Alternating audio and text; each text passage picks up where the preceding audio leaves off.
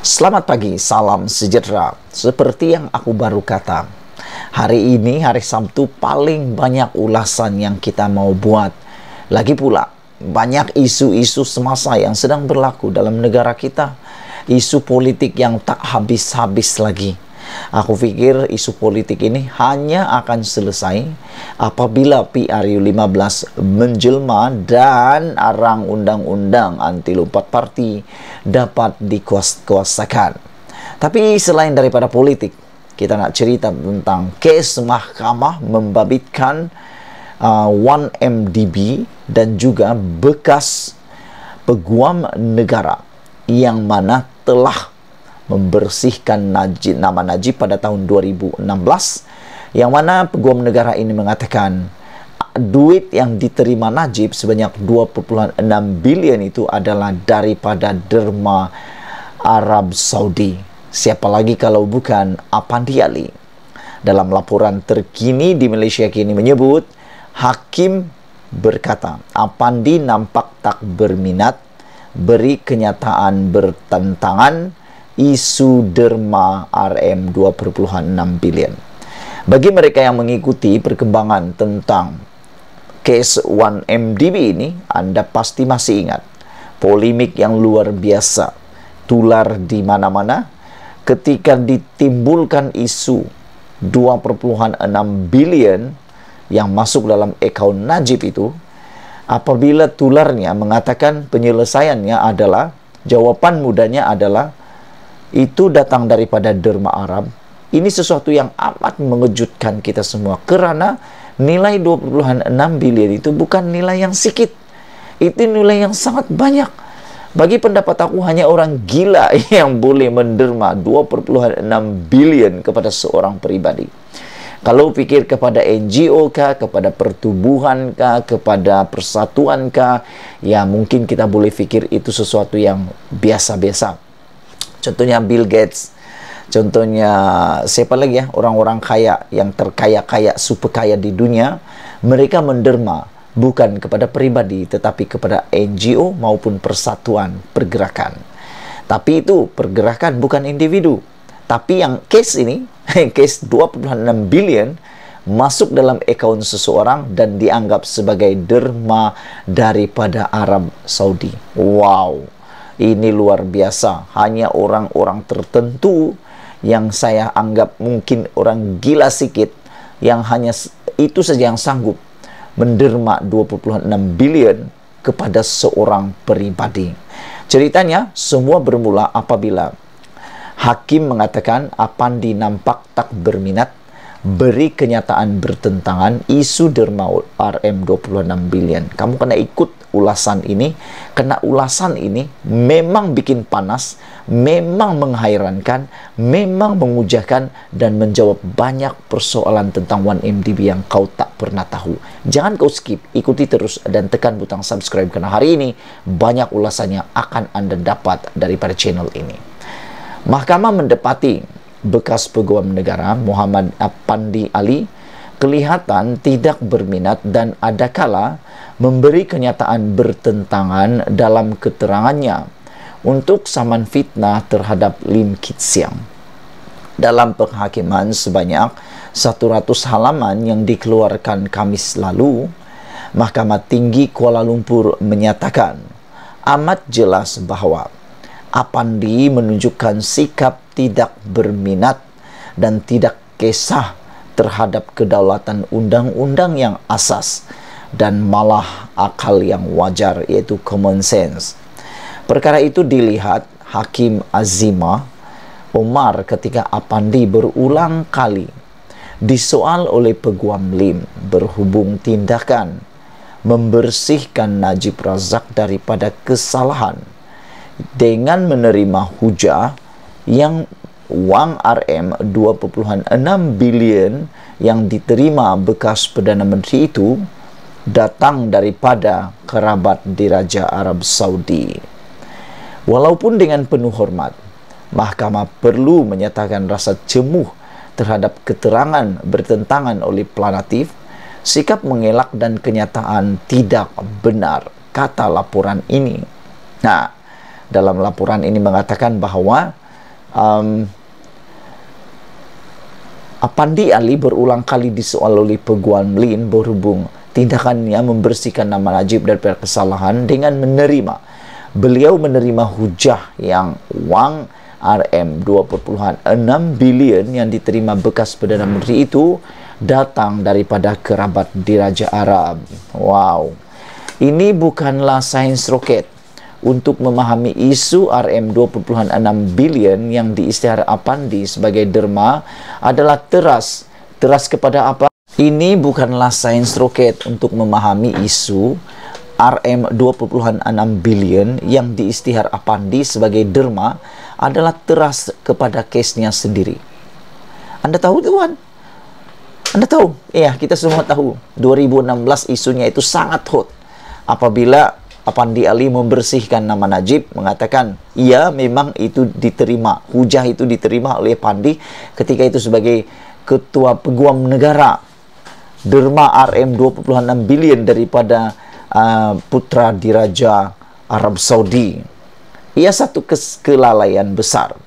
Ia satu kelalaian besar jika Planatif menggunakan kesempatan di mahkamah tanpa benar-benar berterus terang dan bersedia sepenuhnya untuk menjustifikasikan keputusannya memilih naratif derma untuk membebaskan Najib.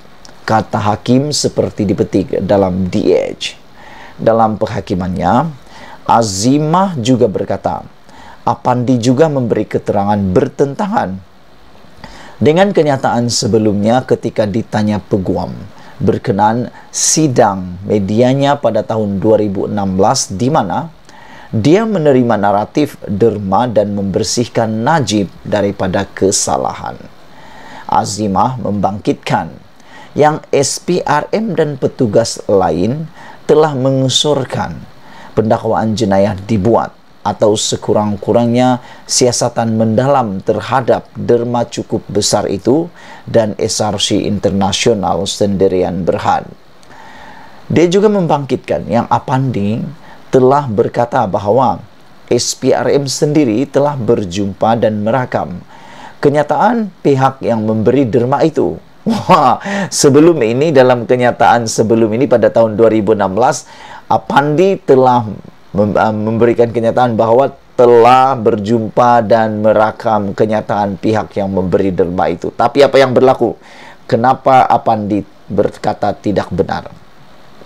Namun ketika pemeriksaan balas, Apandi mengakui bahawa delegasi SPRM tidak berjumpa maupun bercakap dengan pihak yang didakwa sebagai penderma dengan berkata, putra Raja Arab atau Saudi enggan berjumpa sesiapa katanya. Wow, ini luar biasa. Dalam rakaman siasatan, pula.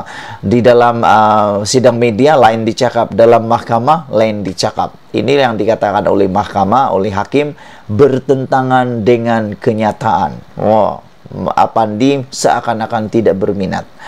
Azimah berkata, ia bertentangan dengan kenyataannya ketika sidang media tersebut, di mana dia mengumumkan delegasi telah pergi ke Riyadh dan bertemu dengan pihak yang dikatakan penderma.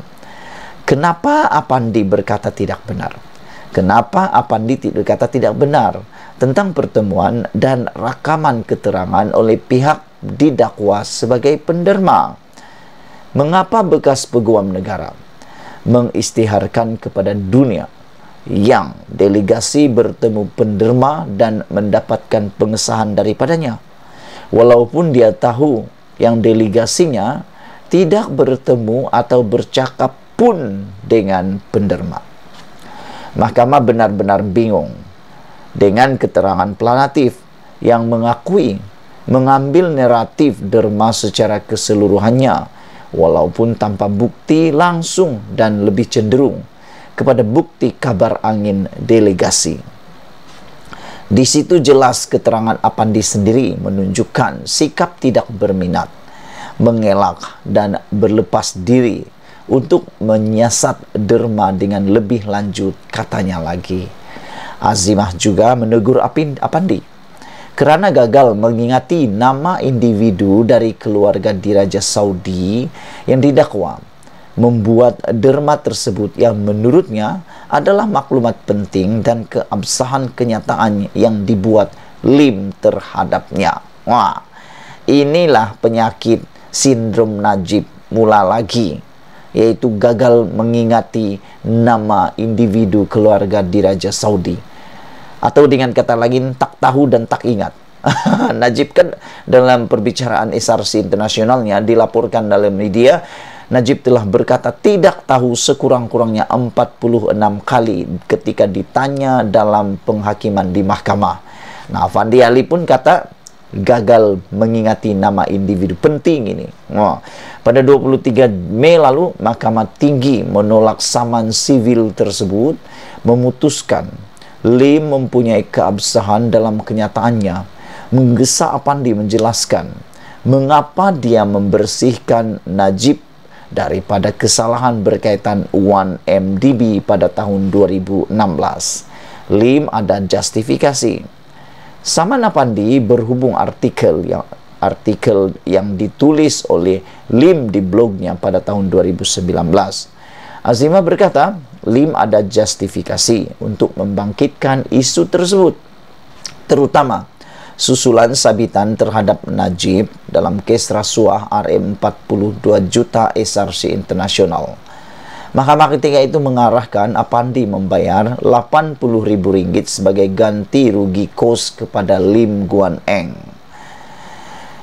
Menyentuh penghakiman terhadap sabitan Najib pada 2020, Azimah berkata dia tidak berhasrat untuk membuat litigasi semula ke atas fakta kes tersebut. Tetapi ia di bawah kuasa mahkamah ini untuk mengambil kira fakta-fakta ini, katanya. Azimah juga mempersoalkan keputusan Apandi untuk mengklasifikasikan kertas siasatan terhadap Najib sebagai tiada tindakan lanjut NFA.